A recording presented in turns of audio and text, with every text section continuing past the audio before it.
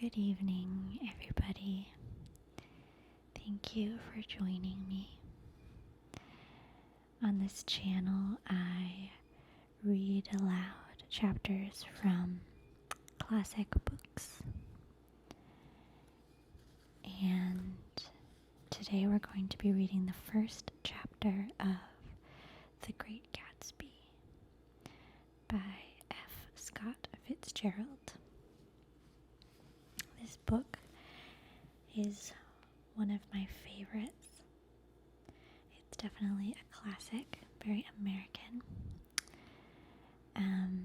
And as you probably know, it is now in the public domain as of 2021. So I thought this would be a good book to start off with.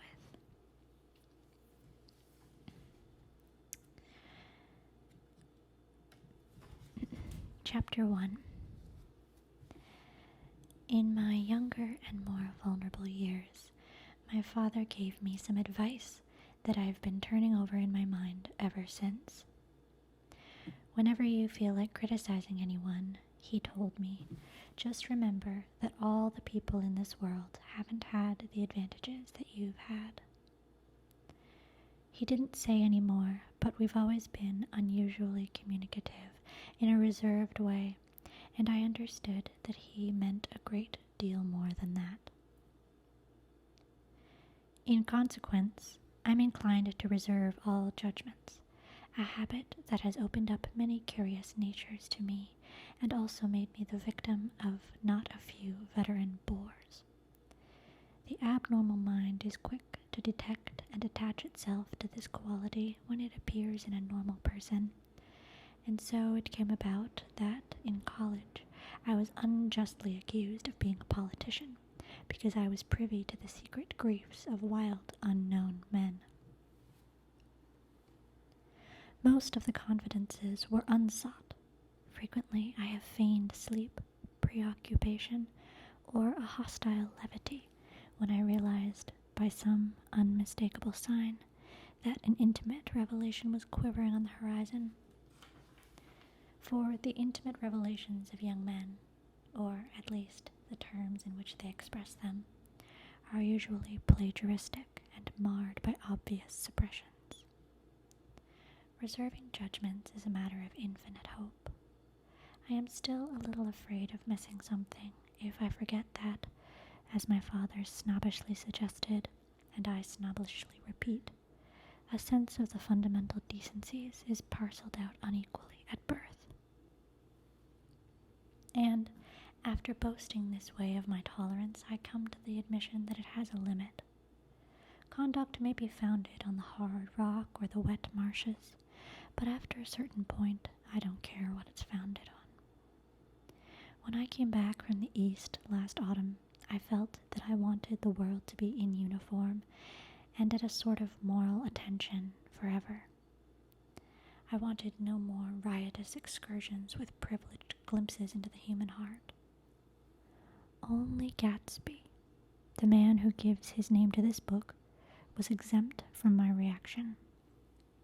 Gatsby, who represented everything for which I have an unaffected scorn.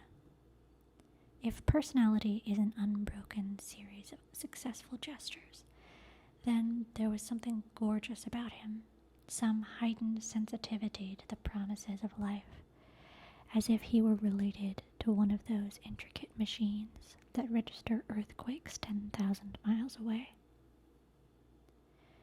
This responsiveness had nothing to do with that flabby impressionability which is dignified under the name of the creative temperament. It was an extraordinary gift for hope, a romantic readiness such as I have never found in any other person, and which it is not likely I shall ever find again. No, Gatsby turned out all right at the end. It is what preyed on Gatsby, what foul dust floated in the wake of his dreams, that temporarily closed out my interest in the abortive sorrows, and short-winded elations of men. My family have been prominent, well-to-do people in this middle western city for 3 generations. The Carraways are something of a clan. We have a tradition that we are descended from the Dukes of Buccleuch, but the actual founder of my line was my grandfather's brother, who came here in '51, sent a substitute to the Civil War, and started the wholesale hardware business that my father carries on today. I never saw this great uncle, but I'm supposed to look like him, with special reference to the rather hard-boiled painting that hangs in my father's office. I graduated from New Haven in 1915, just a quarter of a century after my father, and a little later I participated in that delayed Teutonic migration known as the Great War. I enjoyed the counter-raid so thoroughly that I came back restless. Instead of being the warm center of the world, the Middle West now seemed like the ragged edge of the universe, so I decided to go east and learn the bond business. Everybody I knew was in the bond business, so I supposed it could support one more single man. All my aunts and uncles talked it over as if they were choosing a prep school for me, and finally said, "Why, yes," with very grave, hesitant faces. Father agreed to finance me for a year, and after various delays I came east, permanently I thought, in the spring of '22. The practical thing was to find rooms in the city, but it was a warm season, and I had just left a country of wide lawns and friendly trees. So when a young man at the office suggested that we take a house together in a commuting town, it sounded like a great idea. He found the house, a weather-beaten cardboard bungalow at $80 a month, but at the last minute the firm ordered him to Washington, and I went out to the country alone. I had a dog. At least I had him, for a few days until he ran away, and an old Dodge, and a Finnish woman who made my bed and cooked breakfast and muttered Finnish wisdom to herself over the electric stove. It was lonely for a day or so, until one morning some man, more recently arrived than I, stopped me on the road. "How do you get to West Egg Village?" he asked helplessly. I told him, and as I walked on, I was lonely no longer. I was a guide, a pathfinder, an original settler. He had casually conferred on me the freedom of the neighborhood. And so, with the sunshine and the great bursts of leaves growing on the trees, just as things grow in fast movies, I had the familiar conviction that life was beginning over again with the summer. There was so much to be read, for one thing, and so much fine health to be pulled down out of the young, breath-giving air. I bought 12 volumes on banking and credit and investment securities, and they stood on my shelf in red and gold, like new money from the mint, promising to unfold the shining secrets that only Midas and Morgan and Mycenaeus knew. And I had the high intention of reading many other books besides. I was rather literary in college. One year I wrote a series of very solemn and obvious editorials for the Yale News, and now I was going to bring them back, all such things, into my life, and become again that most limited of all specialists, the well-rounded man. This isn't just an epigram. Life is much more successfully looked at from a single window, after all. It was a matter of chance that I should have rented a house in one of the strangest communities in North America. It was on that slender, riotous island which extends itself due east of New York, and where there are, among other natural curiosities, 2 unusual formations of land. 20 miles from the city, a pair of enormous eggs, identical in contour, separated only by a courtesy bay, jut out into the most domesticated body of salt water in the Western Hemisphere, the great, wet barnyard of the Long Island Sound. They are not perfect ovals, like the egg in the Columbus story. They are both crushed flat at the contact end, but their physical resemblance must be a source of perpetual confusion to the gulls that fly overhead. To the wingless, a more arresting phenomenon is their dissimilarity in every particular except shape and size. I lived at West Egg, the, well, less fashionable of the two, though this is a most superficial tag to express the bizarre and not a little sinister contrast between them. My house was at the very tip of the egg, only 50 yards from the Sound, and squeezed between two huge places that rented for 12 or 15,000 a season. The one on my right was a colossal affair by any standard. It was a factual imitation of the same Hôtel de Ville in Normandy, with a tower on one side, spanking new under a thin beard of raw ivy, and a marble swimming pool, and more than 40 acres of lawn and garden. It was Gatsby's mansion, or rather, as I didn't know Mr. Gatsby, it was a mansion inhabited by a gentleman of that name. My own house was an eyesore, but it was a small eyesore, and it had been overlooked, so I had a view of the water, a partial view of my neighbor's lawn, and the consoling proximity of millionaires, all for $80 a month. Across the Courtesy Bay, the white palaces of fashionable East Egg glittered along the water, and the history of the summer really begins on the evening I drove over there to have dinner with the Tom Buchanans. Daisy was my second cousin once removed, and I had known Tom in college, and just after the war I spent 2 days with them in Chicago. Her husband, among the various physical accomplishments, had been one of the most powerful ends that ever played football at New Haven, a national figure in a way, one of those men who reach such an acute, limited excellence at 21 that everything afterwards savors of anticlimax. His family were enormously wealthy. Even in college, his freedom with money was a matter for reproach. But now he had left Chicago and come east in a fashion that rather took your breath away. For instance, he had brought down a string of polo ponies from Lake Forest. It was hard to realize that a man in my own generation was wealthy enough to do that. Why they came east, I don't know. They had spent a year in France for no particular reason, and then drifted here and there unrestfully wherever people played polo and were rich together. This was a permanent move, and Daisy said Daisy over the telephone, but I didn't believe it. I had no sight into Daisy's heart, but I felt that Tom would drift on forever, seeking, a little wistfully, for the dramatic turbulence of some irrevocable football game. And so it happened that on a warm, windy evening, I drove over to East Egg to see two friends whom I scarcely knew at all.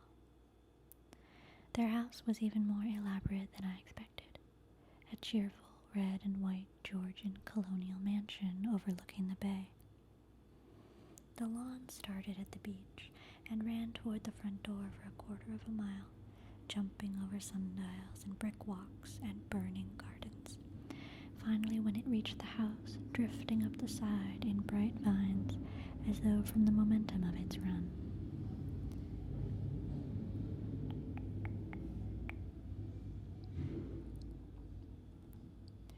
The front was broken by a line of French windows, glowing now with reflected gold and white, wide open to the warm, windy afternoon, and Tom Buchanan, in riding clothes, was standing with his legs apart on the front porch. He had changed since his New Haven years. Now he was a sturdy, straw-haired man of 30, with a rather hard mouth and a supercilious manner. Two shining, arrogant eyes had established dominance over his face and gave him the appearance of always leaning aggressively forward. Not even the effeminate swank of his riding clothes could hide the enormous power of that body. He seemed to fill those glistening boots until he strained the top lacing, and you could see a great pack of muscle shifting when his shoulder moved under his thin coat. It was a body capable of enormous leverage, a cruel body. His speaking voice, a gruff, husky tenor, added to the impression of fractiousness he conveyed. There was a touch of paternal contempt in it, even toward people he liked, and there were men at New Haven who had hated his guts. "Now, don't think my opinion on these matters is final," he seemed to say, "just because I am stronger and more of a man than you are." We were in the same senior society, and while we were never intimate, I always had the impression that he approved of me and wanted me to like him with some harsh, defiant wistfulness of his own. We talked for a few minutes on the sunny porch. "I've got a nice place here," he said, his eyes flashing about restlessly. Turning me around by one arm, he moved a broad, flat hand along the front vista, including in its sweep a sunken Italian garden, a half-acre of deep, pungent roses, and a snub-nosed moorboat that bumped the tide offshore. It belonged to Dumaine, the oil man. He turned me around again, politely and abruptly. "We'll go inside."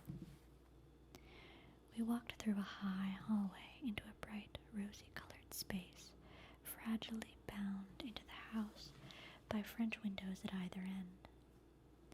The windows were ajar and gleaming white against the fresh grass that seemed to grow a little way into the house. A breeze blew through the room, blew curtains in at one end and out the other like pale flags, twisting them up toward the frosted wedding cake of the ceiling, and then rippled over the wine-colored rug, making a shadow on it as the wind does on the sea. The only completely stationary object in the room was an enormous couch, upon which two young women were buoyed up as though upon an anchored balloon. They were both in white, and their dresses were rippling and fluttering as if they had just been blown back in after a short flight around the house. I must have stood for a few moments listening to the whip and the snap of the curtains and the groan of a picture on the wall. Then there was a boom as Tom Buchanan shut the rear windows, and the caught wind died out about the room, and the curtains and the rugs and the two young women ballooned slowly to the floor. The younger of the two was a stranger to me. She was extended full length at her end of the divan, completely motionless, and with her chin raised a little as if she were balancing something on it which was quite likely to fall. If she saw me out of the corner of her eyes, she gave no hint of it. Indeed, I was almost surprised into murmuring an apology for having disturbed her by coming in. The other girl, Daisy, made an attempt to rise. She leaned slightly forward with a conscientious expression, and then she laughed, an absurd, charming little laugh, and I laughed too and came forward into the room. "I'm paralyzed with happiness." She laughed again as if she said something very witty and held my hand for a moment, looking up into my face, promising that there was no one in the world she so much wanted to see. That was the way she had. She hinted in a murmur that the surname of the balancing girl was Baker. I've heard it said that Daisy's murmur was only to make people lean toward her, an irrelevant criticism that made it no less charming.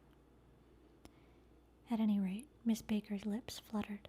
She nodded at me almost imperceptibly and then quickly tipped her head back again. The object she was balancing had obviously tottered a little and given her something of a fright. Again, a sort of apology rose to my lips. Almost any exhibition of complete self-sufficiency draws a stunned tribute from me. I looked back to my cousin, who began to ask me questions in her low, thrilling voice. It was the kind of voice that the car followed up and down.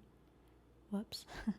It was the kind of voice that the ear follows up and down, as if each speech is an arrangement of notes that will never be played again.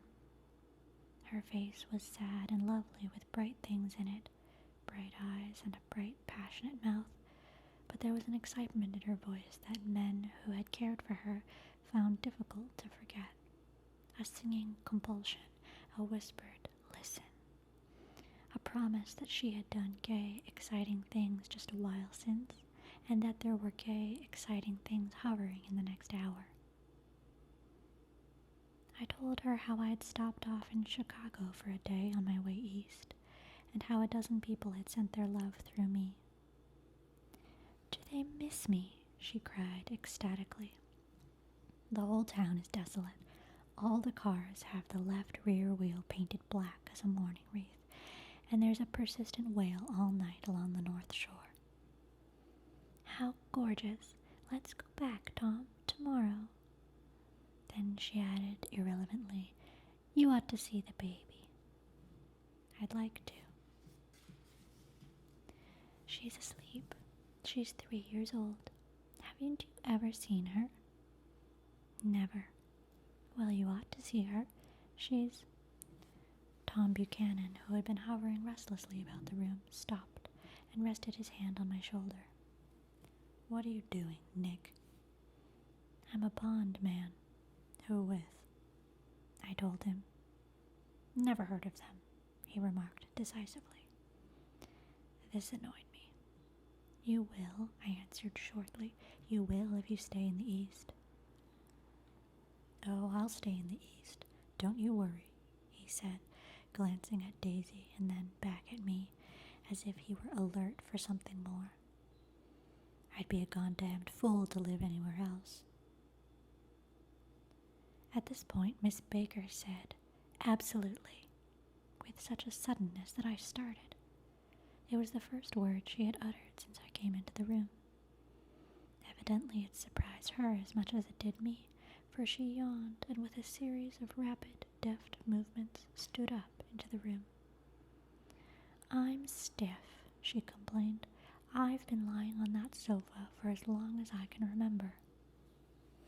"Don't look at me," Daisy retorted. "I've been trying to get you to New York all afternoon."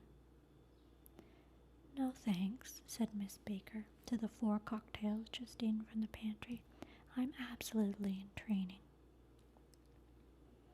Her host looked at her incredulously. "You are?" He took down his drink as if it were a drop in the bottom of a glass.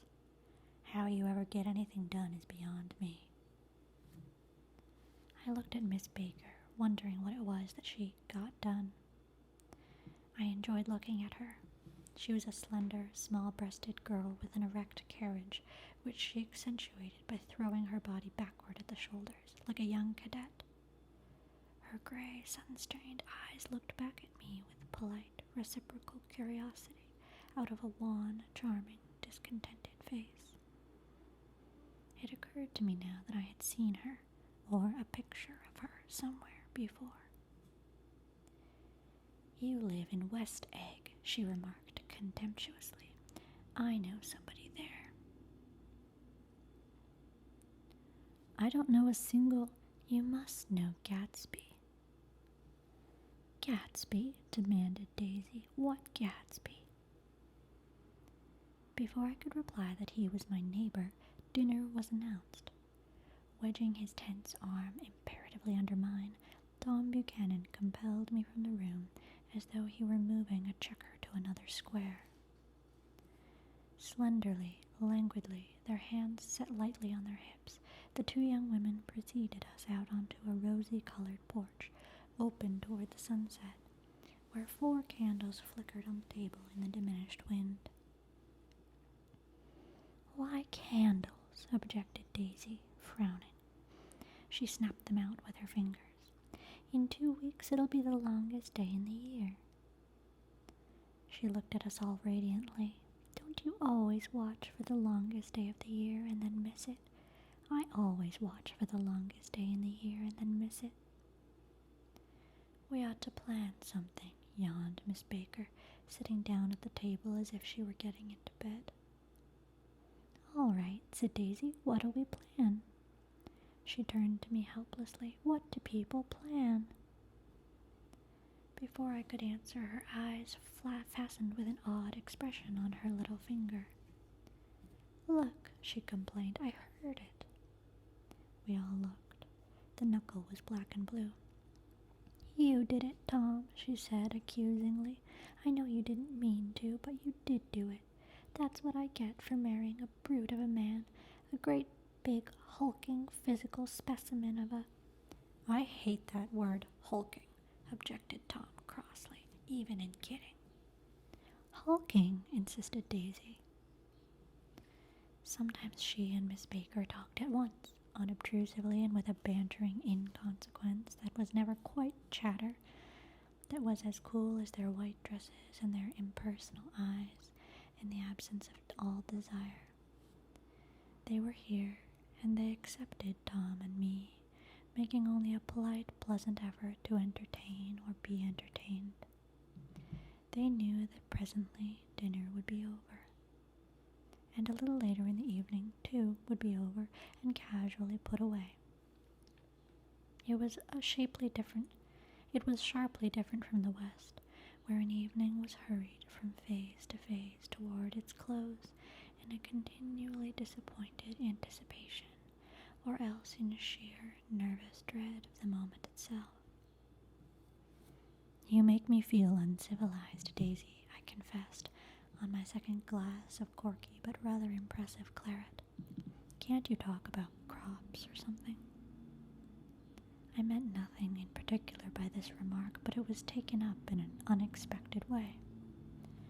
"Civilization's going to pieces," broke out Tom violently. "I've gotten to be a terrible pessimist about things. Have you read The Rise of the Colored Empires by this man Goddard?" "Why, no," I answered, rather surprised by his tone. "Well, it's a fine book, and everybody ought to read it. The idea is if we don't look out, the white race will be utterly submerged. It's all scientific stuff. It's been proved."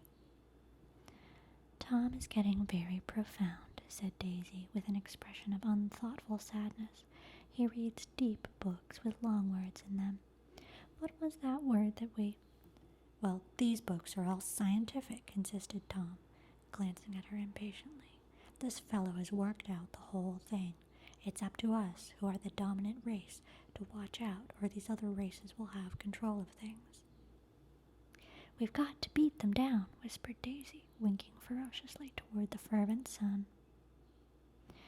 "You ought to live in California," began Miss Baker, but Tom interrupted her by shifting heavily in his chair.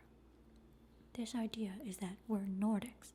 I am, and you are, and—" After an infinitesimal hesitation, he included Daisy with a slight nod, and she winked at me again. "And we've produced all the things that go to make a civilization. Oh, science and art and all that. Do you see?" There was something pathetic in his concentration, as if his complacency, more acute than of old, was not enough to him anymore. When almost immediately the telephone rang inside and the butler left the porch, Daisy seized upon the momentary interruption and leaned toward me. "I'll tell you a family secret," she whispered enthusiastically. "It's about the butler's nose. Do you want to hear about the butler's nose?" "That's why I came over tonight." "Well, he wasn't always a butler. He used to be the silver polisher for some people in New York that had a silver service for 200 people. He had to polish it from morning till night until finally it began to affect his nose." "Things went from bad to worse," suggested Miss Baker. "Yes, things went from bad to worse until finally he had to give up his position." For a moment the last sunshine fell with romantic affection upon her glowing face. Her voice compelled me forward breathlessly as I listened. The glow faded, each light deserting her with the lingering regret, like children leaving a pleasant street at dusk. The butler came back and murmured something close to Tom's ear, whereupon Tom frowned, pushed back his chair, and without a word went inside. As if his absence quickened something within her, Daisy leaned forward again, her voice glowing and singing. "I love to see you at my table, Nick. You remind me of a rose, an absolute rose, doesn't he?"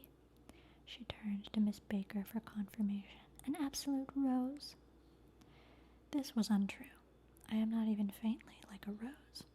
She was only extemporizing, but a stirring warmth flowed from her, as if her heart was trying to come out to you, concealed in one of those breathless, thrilling words. Then suddenly she threw her napkin on the table and excused herself, and went into the house. Miss Baker and I exchanged a short glance, consciously devoid of meaning. I was about to speak when she sat up alertly and said, "Shh," in a warning voice. A subdued, impassioned murmur was audible in the room beyond, and Miss Baker leaned forward, unashamed, trying to hear. The murmur trembled on the verge of coherence, sank down, mounted excitedly, and then ceased altogether. "This Mr. Gatsby you spoke of is my neighbor," I said. "Don't talk. I want to hear what happens." "Is something happening?" I inquired innocently. "You mean to say you don't know?" said Miss Baker, honestly surprised. "I thought everybody knew." "I don't." "Why," she said hesitantly, "Tom's got some woman in New York." "Got some woman?" I repeated blankly. Miss Baker nodded. "She might have the decency not to telephone him at dinner time, don't you think?" Almost before I had grasped her meaning, there was the flutter of a dress and the crunch of leather boots, and Tom and Daisy were back at the table. "It couldn't be helped," cried Daisy with tense gaiety. She sat down, glanced searchingly at Miss Baker and then at me, and continued, "I looked outdoors for a minute, and it's very romantic outdoors. There's a bird on the lawn, and I think must be a nightingale come over on the Cunard or the White Star Line. He's singing away." Her voice sang. "It's very romantic, isn't it, Tom?" "Very romantic," he said, and then, miserably to me, "If it's light enough after dinner, I want to take you down to the stables." The telephone rang inside, startlingly, and as Daisy shook her head decisively at Tom, the subject of the stables, in fact all subjects, vanished into air. Among the broken fragments of the last 5 minutes at table, I remember the candles being lit again, pointlessly, and I was conscious of wanting to look squarely at everyone, and yet to avoid all eyes. I couldn't guess what Tom and Daisy were thinking, but I doubt if even Miss Baker, who seemed to have mastered a certain hardy skepticism, was able to utterly to put this fifth guest's shrill metallic urgency out of mind. To a certain temperament, the situation might have seemed intriguing. My own instinct was to telephone immediately for the police. The horses, needless to say, were not mentioned again. Tom and Miss Baker, with several feet of twilight between them, strolled back into the library as if to a vigil beside a perfectly tangible body, while trying to look pleasantly interested and a little deaf. I followed Daisy around a chain of connecting verandas to the porch in front. In its deep gloom, we sat down side by side on a wicker settee. Daisy took her face in her hands as if feeling its lovely shape, and her eyes moved gradually out into the velvet dusk. I saw that turbulent emotions possessed her, so I asked her what I thought would be some sedative questions about her little girl. "We don't know each other very well, Nick," she said suddenly, "even if we are cousins. You didn't come to my wedding." I wasn't back from the war. That's true. She hesitated. Well, I've had a very bad time, Nick, and I'm pretty cynical about everything. Evidently, she had reason to be. I waited, but she didn't say any more, and after a moment, I returned rather feebly to the subject of her daughter. Oh, I suppose she talks and eats and everything. Oh, yes. She looked at me absently. Listen, Nick, let me tell you what I said when she was born. Would you like to hear? Very much. It'll show you how I've gotten to feel about things. Well, she was less than an hour old, and Tom was God knows where. I woke up out of the ether with an utterly abandoned feeling and asked the nurse right away if it were a boy or a girl. She told me it was a girl, and so I turned my head away and I wept. All right, I said. I'm glad it's a girl, and I hope she'll be a fool. That's the best thing a girl can be in this world, a beautiful little fool. You see, I think everything's terrible anyhow, she went on in a convinced way. Everybody thinks so, the most advanced people, and I know. I've been everywhere, and I've seen everything, and I've done everything. Her eyes flashed around her in a defiant way, rather like Tom's, and she laughed with thrilling scorn. Sophisticated. God, I'm sophisticated. The instant her voice broke off, ceasing to compel my attention, my belief, I felt the basic insincerity of what she had said. It made me uneasy, as if the whole evening had been a trick of some sort, to exact a contrary emotion from me. I waited, and sure enough, in a moment she looked at me with an absolute smirk on her lovely face, as if she had asserted her membership in a rather distinguished secret society to which she and Tom belonged. Inside, the crimson room bloomed with light. Tom and Miss Baker sat at either end of the long couch, and she read aloud to him from the Saturday Evening Post. The words, murmurous and uninflected, running together in a soothing tone. The lamplight, bright on his boots and dull on the autumn leaf yellow of her hair, glinted along the paper as she turned a page with a flutter of slender muscles in her arms. When we came in, she held us silent for a moment with a lifted hand. To be continued, she said, tossing the magazine on the table, in our very next issue. Her body asserted itself with a relentless movement of her knee, and she stood up. 10 o'clock, she remarked, apparently finding the time on the ceiling. Time for this good girl to go to bed. Jordan's going to play in the tournament tomorrow, explained Daisy, over at Westchester. Oh, you're Jordan Baker. I knew now why her face was familiar. Its pleasing, contemptuous expression had looked out at me from many rotogravure pictures of the sporting life at Asheville and Hot Springs and Palm Beach. I had heard some story of her, too, a critical, unpleasant story, but what it was I had forgotten long ago. Good night, she said softly. Wake me at 8, won't you? If you'll get up.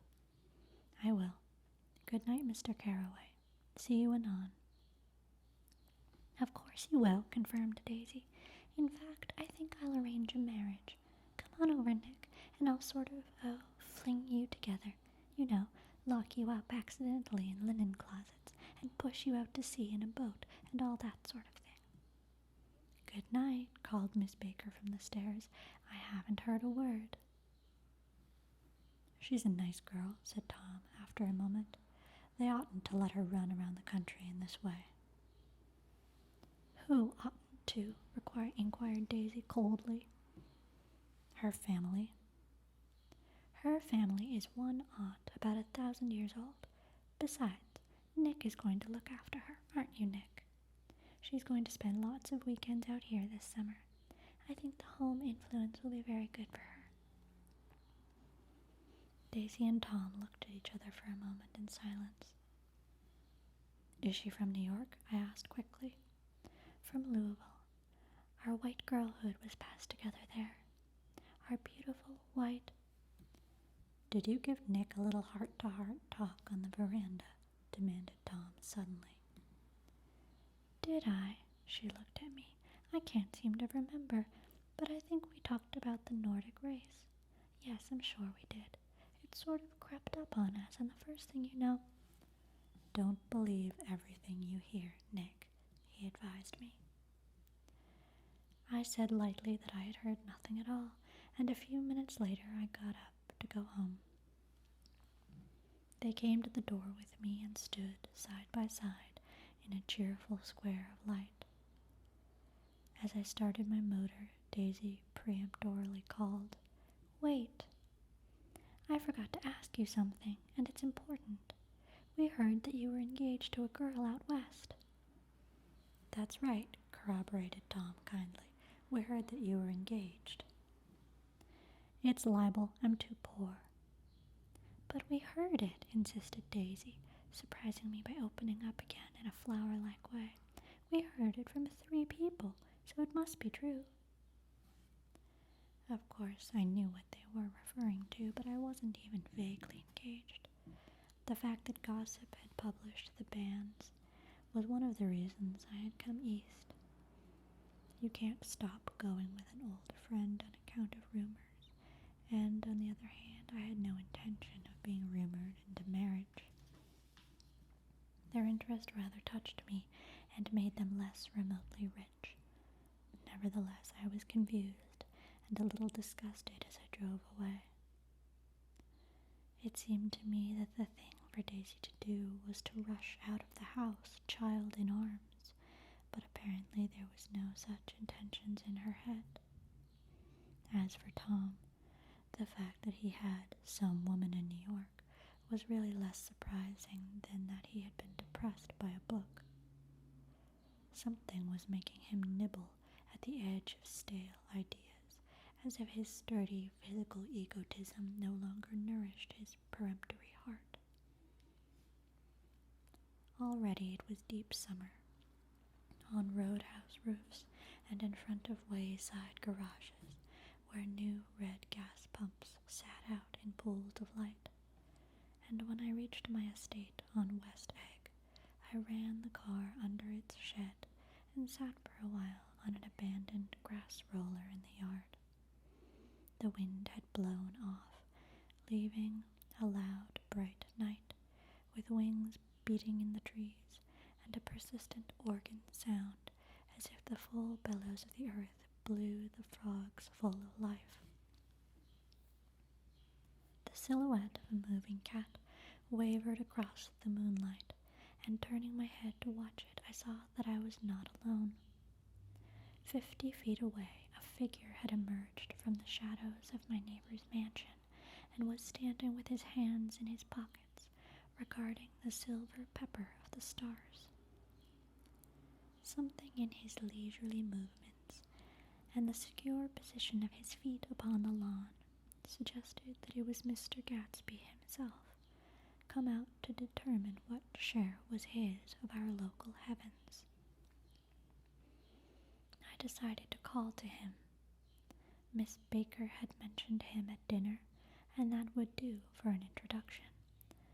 But I didn't call to him, for he gave a sudden intimation that he was content to be alone. He stretched out his arms toward the dark water in a curious way, and, far as I was from him, I could have sworn he was trembling. Involuntarily I glanced seaward and distinguished nothing except for a single green light, minute and far away, that might have been the end of a dock. When I looked once more for Gatsby, he had vanished, and I was alone again in the unquiet darkness.